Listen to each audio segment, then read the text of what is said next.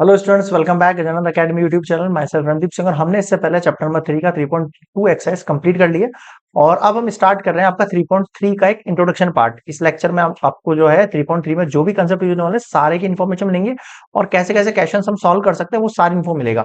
इसके बाद आप एग्जाम्पल वगैरह पे आ सकते हैं। देखो, सबसे पहले यहाँ आपको पूछ रहा है ट्रांसपोज ऑफ मैट्रिक्स क्या होता है। देखो, ट्रांसपोज ऑफ मैट्रिक्स क्या होता है, जब आपकी जो रोज होती है ना उनको आप चेंज कर देते हो।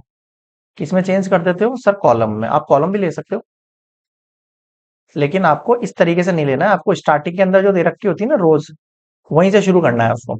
कैसे? जब आपके पास एक मैट्रिक्स है, मान लो ए आई जे, और उसका एम इंटू एन चल रहा है, तो मैं अगर इसको चेंज करूंगा तो मैं इसको या तो ए टी लिखूंगा या ए डैश करूंगा। ट्रांसपोज जब मैं करूंगा तो जो एलिमेंट्स होंगे आपके वो जे आई हो जाएंगे और यहाँ एन इंटू एम हो जाएगा।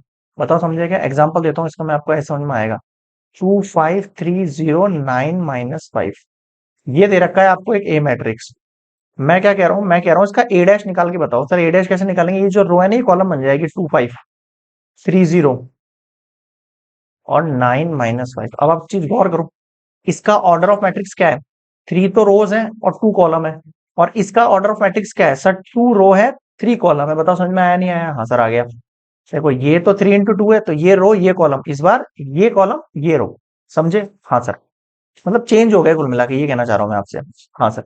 अब एक चीज और समझो, ये इस 5 है, अगर इसका नंबर क्या है आपके पास? सर इसका नंबर हमें दे रखा है 1 2। और इधर जो 5 है इसका नंबर क्या है? सर इसका नंबर हो जाएगा आपके पास 2 1। देखो, पलटे नहीं पलटे? आई जे जो है वो चेंज हो गया किसमें? जे आई में, है कि नहीं?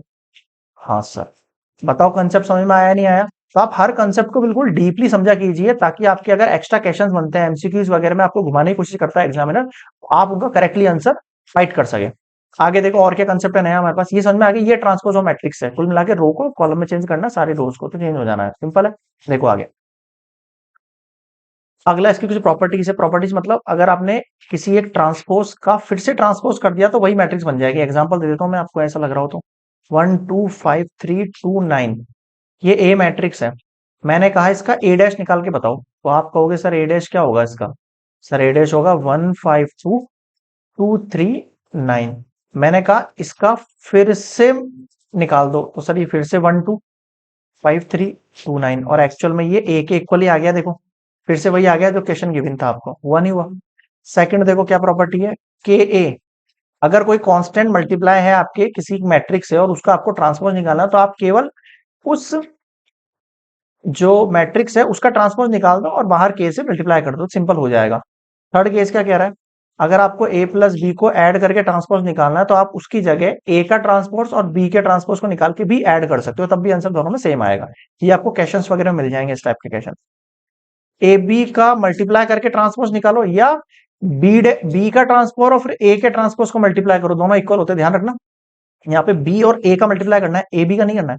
बी का ट्रांसपोज और ए के ट्रांसपोज को मल्टीप्लाई करना है, तब इक्वल बैठ पाओगे आप इसके। ठीक है, ये कुछ प्रॉपर्टीज हैं जो क्वेश्चंस वगैरह में हेल्प करेंगे आपको। आगे देखते हैं स्क्यू मैट्रिक्स और सिमेट्रिक। अब देखो, सिमेट्रिक क्या होता है? अगर मान लो एक मैट्रिक्स है ए, अगर मैं ए का ट्रांसपोज करूं और वापस वही मैट्रिक्स बन के आ जाए मेरे पास, उसको मैं कहता हूं सिमेट्रिक।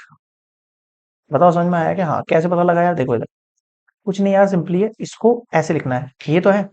हाँ सर, √3 2 3 2, और ये हटाओ 1.5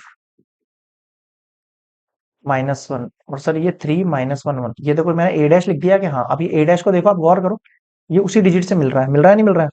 हाँ सर, मिल रहा है। देख लो, मैच कर रहा है एग्जैक्टली exactly। अब सर मुझे कैसे पता लगेगा? तो आप यहाँ पे एक चीज आपने गौर नहीं करी। देखो, √3 क्या है? वो तो वही रहता है हमेशा, रहता है, क्योंकि ये करके ऐसे लिखी जाती है, ये वाली ऐसे लिखी जाती है। कुछ समझ में आ रहा है? ये पूरी अगर ऐसे लिखी जाएगी तो देखो, ये दोनों वैल्यू और ये दोनों वैल्यू सेम होती है हमेशा, होती है नहीं होती है? और देखो, ये दोनों जो वैल्यू है ना और ये दोनों वैल्यू, ये दोनों सेम होती है, मतलब लास्ट वाला वर्ड है वो वहीं रहता है, ये दोनों वैल्यू सेम रहती हैं आपके पास। ऐसे पता लगा, और बीच में जो रहता है वो बीच में ही आता है। इस तरीके से आप पता कर सकते हो किसी मैट्रिक्स को देख के सर ये सिमेट्रिक है या नहीं है। ठीक है, अगला देखो स्क्यू सिमेट्रिक बताता हूं मैं आपको। स्क्यू सिमेट्रिक क्या होता है भैया? जब आप ए डैश करो तो माइनस का ए आ जाना चाहिए। सर माइनस ए कैसे आएगा? इधर देखो, इसका ए डैश करो, 0 E F -C 0 G -F -G 0, अब आप इसको गौर करोगे तो ये माइनस ए है सर, कैसे पता लगा? देखो, पहले में माइनस यहां नहीं था, अब यहां आ गया, और यहां था यहां चला गया। आप इसको ऐसे समझो, मैं इसमें से अगर माइनस कॉमन लूं तो इसको मैं ऐसे लिखूंगा ना, जिसके पास माइनस से बाहर निकाल लूंगा। इसके पास माइनस नहीं है तो लगाना पड़ेगा मुझे, फिर जीरो, फिर हटाना पड़ेगा, फिर नहीं है तो देना पड़ेगा, नहीं है तो देना पड़ेगा, फिर जीरो। अब आप इस पे गौर करो, ये आपका ए मैट्रिक्स ही तो है। ये देखो, ये पूरा क्या है? ए मैट्रिक्स ही तो है।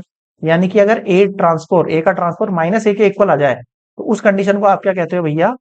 Skew symmetric matrix. बताओ क्या नहीं आया? देखो, इजी इजी से कंसेप्ट है, ज्यादा टाइम कंज्यूम नहीं करूंगा आपका। बस आपको एक्चुअल के अंदर जो जो पॉइंट्स बताने हैं वो एक बार क्लियर कर देता हूँ, ठीक है? और देखो, अब आती है थ्योरम वन। अब देखो थ्योरम वन क्या कह रही है? थ्योरम वन ये कह रही है, if a square matrix A with a real entries, आपने ए और ए डैश किया, उसको आप सिमेट्रिक मैट्रिक प्रूफ करके दिखाओ। पहला प्रूफ है ये, ठीक है? पहला प्रूफ। तो मैं मान रहा हूं, लेट, मैं मान लेता हूं sir B equals to A plus A dash मेरे पास गिवन है, ठीक है सर?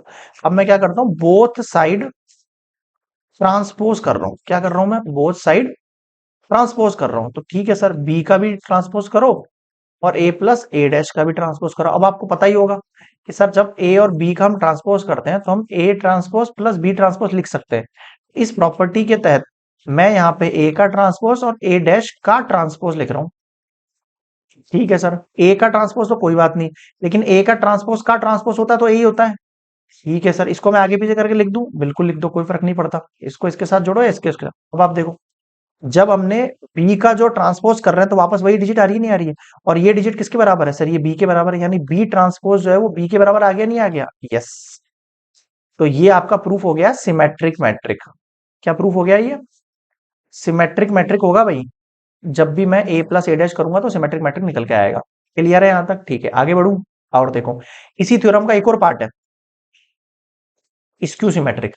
लेट करो C minus C equals to A minus A dash, फिर वही बोथ साइड ट्रांसपोज करो भाई, करो ट्रांसपोज। सर सी का ये हो गया और ए माइनस ए डैश का ट्रांसपोज हुआ। ट्रांसपोज कैसे करेंगे सर? फिर वही प्रॉपर्टी बताई मैंने आपको सर, ए माइनस बी का भी हम ट्रांसपोज करते हैं ना, तो ए का ट्रांसपोज अलग लिख सकते हैं, बी का ट्रांसपोज अलग लिख सकते हैं। तो ये प्रॉपर्टी लगेंगी, A transpose minus A dash, तो ए ट्रांसपोज का ट्रांसपोज। ट्रांसपोज का ट्रांसपोज क्या होता है सर? वही डिजिट होती है, ये पढ़ा है अपन ने। क्या पढ़ा है? किसी का ट्रांसपोज का ट्रांसपोज क्या होता है? एक्चुअल में वही डिजिट होती है। अब देखो, अब इसमें से क्या ले हैं सर? इसमें से माइनस कॉमन ले लेते हैं। माइनस कॉमन लेंगे तो सर ये ए माइनस ए डैश हो जाएगा, नहीं ए ट्रांसपोज हो जाएगा। अब ये किसकी वैल्यू है सर? इसकी वैल्यू तो सी थी हमारे पास।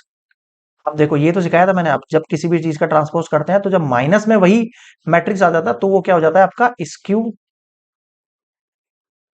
सिमेट्रिक मैट्रिक्स होता है, नहीं होता है? हाँ सर, हो गया। ये हुआ आपका थ्योरम नंबर वन, जो आपके बुक में दे रखा था, मैंने यहाँ पे एक्सप्लेन कर दिया है। और देखो, थ्योरम टू भी है आपकी बुक में। थ्योरम टू पे आ जाओ।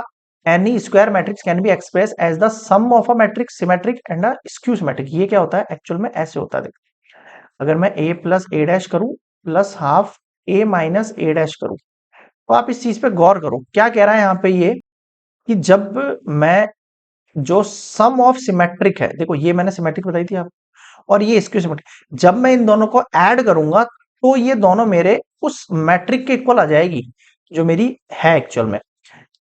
इसको सॉल्व करने पे और इसको सॉल्व करने पे दोनों के अंदर हाफ अगर हम मल्टीप्लाई करते हैं तो वही मैट्रिक्स बन के आती है। ये आपका थ्योरम टू है। बताओ समझ में आएगा? ये हम क्वेश्चन करेंगे ना, एग्जाम्पल के ना दे रखा है इसके टाइप का क्वेश्चन, तो आपको अच्छे समझ में आएगा कि मैं क्या समझाना चाह रहा हूँ। अभी आप केवल इस तरीके से याद रखो, A equals to half A plus A transpose plus half A minus A transpose. यहां तक समझ में आया? आप इसमें से हाफ कॉमन भी ले सकते हो ऐसे, लाइक दैट। ठीक है, इस तरीके से समझ सकते हो। ये हम क्वेश्चन करेंगे तब समझ में आ जाएगा। ये हो गया थ्योरम नंबर टू कंप्लीट। और कुछ है क्या इसमें? बेसिक कंसेप्ट में देख लेता हूँ, एक मिनट रुको।